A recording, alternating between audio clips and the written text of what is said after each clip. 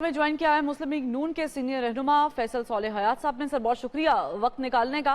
आप एक ज़ीरक सियासतदान हैं। इस इलेक्शन से पहले आपने मुस्लिम लीग नून ज्वाइन की, शहबाज शरीफ साहब आपके घर भी गए, भरपूर कैंपेन भी की आपने, लेकिन उसका नतीजा कुछ खातिर ख्वाह नहीं निकल सका, आप लूज कर गए। आप समझते हैं कि आपके साथ भी धांधली हुई है? शुक्रिया, आपने अपने प्रोग्राम में मुझे मदऊ किया आज। इस आपके सवाल के जवाब में अगर तो आप जो रूटीन का हमारा जो सिलसिला चल रहा है, अगर आप उसको उसी को देखकर मैं उसी पे चलूं, तो मेरे लिए भी ये कहना बहुत आसान है कि जी जो मेरे इलेक्शन के रिजल्ट्स हैं उनमें खासा रद्द-बदल किया गया है और उसमें खासी मैनिपुलेशन की गई है और उस पर बहुत सारे वजूहात मेरे पास हैं जो मैं बता सकता हूँ, लेकिन मैं ऐसी बात नहीं करूंगा। जो रिजल्ट आए हैं उनको मैंने एक्सेप्ट किया है। मुझे पिछले इलेक्शन से 30,000 वोट ज्यादा पड़े हैं, 1,35,000 वोट पड़े हैं मुझे इस इलेक्शन में। और मैं समझता हूँ कि मैं उसको एक मुस्लिम अंदाज में देखता हूँ। मेरे काम की जो वहाँ पे जो मेरे वोटर्स हैं उन्होंने काफी पजीराई की है। इसके बरक्स जो वहाँ पे डिस्ट्रिक्ट जंग में जो तब्दीलियाँ की गई, और वो मैं ये आपके आज मैं पहले भी कह चुका हूँ, मैं दोबारा रिपीट करना चाहता हूँ।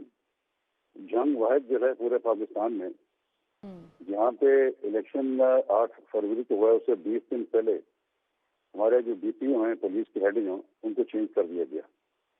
और मुझे उसकी वजूहत का पता भी है कि किसी वहाँ पे वो किया गया, जिससे पूरे का पूरा एक वो जो सिस्टर था वो तभी सिर्फ वो जो नया डीपी वहाँ पे आया वो हमारे जो मुखालफिन है पीटीआई के, उनके घर का आदमी था। वो उससे पहले भी वो लगा रहा, पीटीआई दौर में वो लगा रहा, वहाँ पे डीपीओ लगा रहा और उसी को वहाँ लगाया गया। उसका मकसद वाज़ेह तौर पर यही था कि रिजल्ट को अपने तौर पे मैनिपुलेट करना है और एडमिनिस्ट्रेशन को, पुलिस को इस्तेमाल करना है। लेकिन इसके बावजूद मैं ये कहूँगा कि मैं उस पर शोर वायबला नहीं करूँगा। जो वोट्स हमें मिले हैं और हम सबको जितने भी नून लीग के वहाँ कैंडिडेट्स हैं डिस्ट्रिक्ट जंग में, हम उसको एक्सेप्ट करते हैं। और हम जिस तरह बाकी जगहों पर ये वायबला किया जा रहा है पाकिस्तान में, तो जहाँ जहाँ वो इलेक्शन जीते हैं वहाँ वो कहते हैं इलेक्शन फेयर हुए हैं, जहाँ इलेक्शन हार गए हैं वो कहते हैं वहाँ पे धांधली हुई है। इसका इलाज तो किसी के पास नहीं है।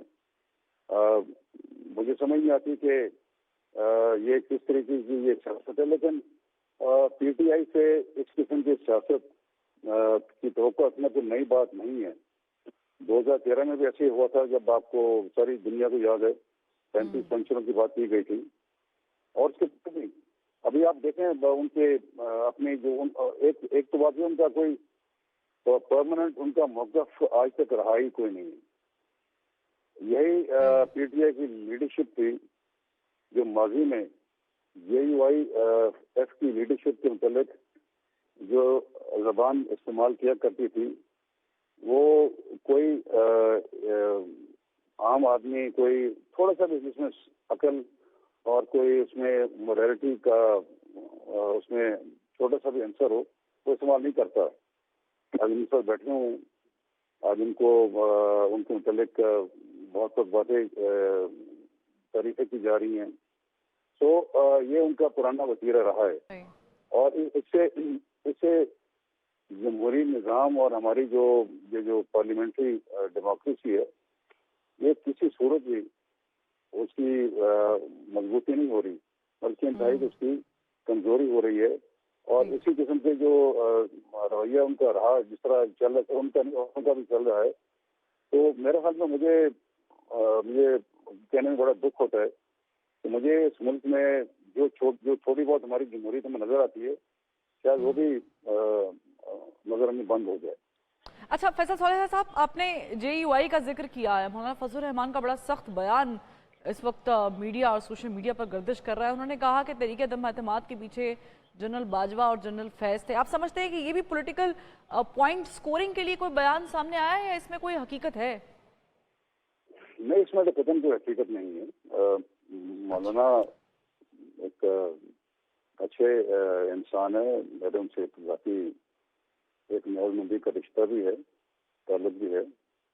تو ٹھیک ہے، الیکشن ان کو ان کی توقعات کے مطابق رزلٹ ان کو نہیں ملے، ہمیں بھی نہیں ملے.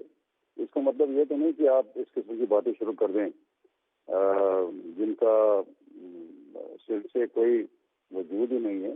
ساری دنیا جانتی ہے یہ ہسٹری کیسے. آپ 18-19 مہینے واپس چلے جائیں، اس سے پہلے چلے جائیں، 20 مہینے پہلے چلے جائیں، اپنے پروگرام نکال کے آپ دیکھ لیجیے.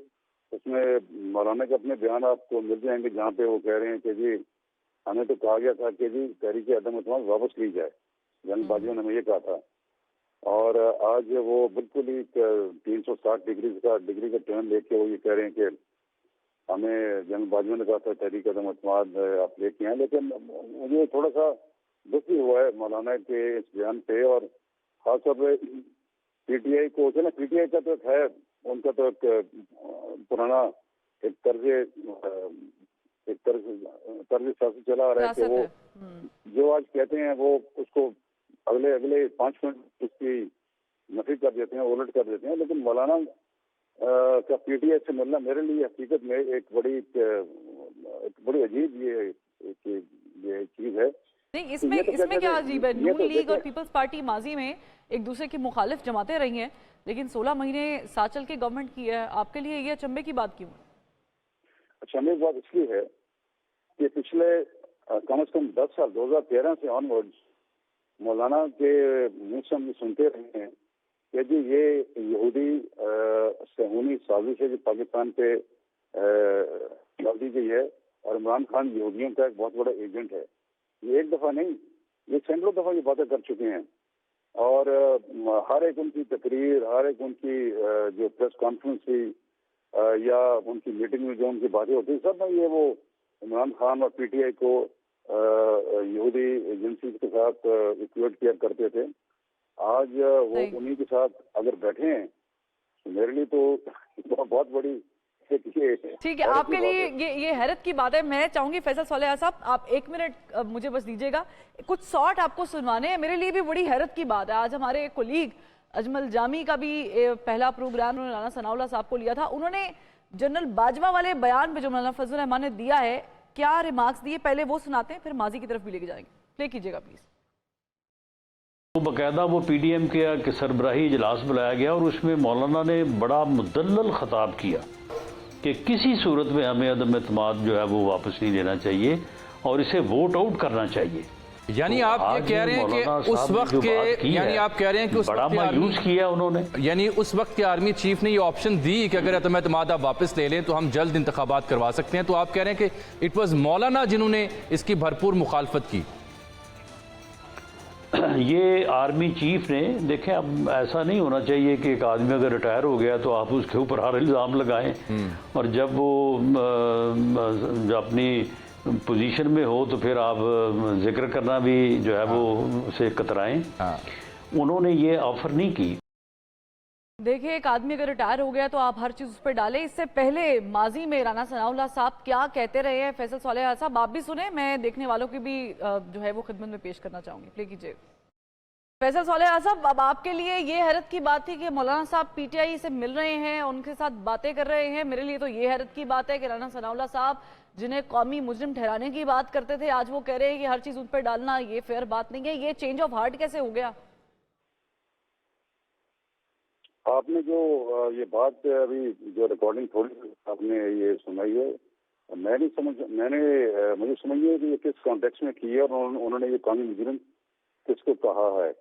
انہوں نے قومی مجرم جنرل فیض اور جنرل باجوہ کو کہا ہے کہ یہ قومی مجرم ہے. تو یہ دیکھیں نا اس کا جواب تو آپ رانا ثناء اللہ سے لے سکتے ہیں. میں تو نہ ان کا اسپوکس مین ہوں نہ میں ان کی جگہ پہ میں کوئی بیان دے سکتا ہوں. لیکن میں اتنا ضرور کہوں گا کہ جو ان کا کیونکہ آپ نے بات کی تھی مولانا فضل الرحمان کی کانٹیکس میں تو میں نے اس حوالے سے یہ بات کہی ہے کہ جو عدم اعتماد کی انہوں نے بات کہی ہے کہ انہوں نے جنرل باجوہ نے کہا تھا وہ سرین وہ حقیقت سے اس کا دور کا کوئی تعلق نہیں ہے. اور جنرل باجوہ نے انفیکٹ جو بات جو بات کھل کے سامنے آئی، جو میں نے آپ کو پہلے بھی عرض کیا کہ 20 مہینے پہلے کی آپ ریکارڈنگ آپ پروگرام میں نکال کے دیکھیے گا کہ انہوں نے یہ کہا تھا کہ جنرل باجوہ نے کہا تھا کہ آپ واپس لیں تحریک عدم اعتماد، اس چیز جائے کہ یہ کہ آپ پیش کریں اس کو. تو میں اس کانٹیکس میں بات میں نے کی تھی آپ سے.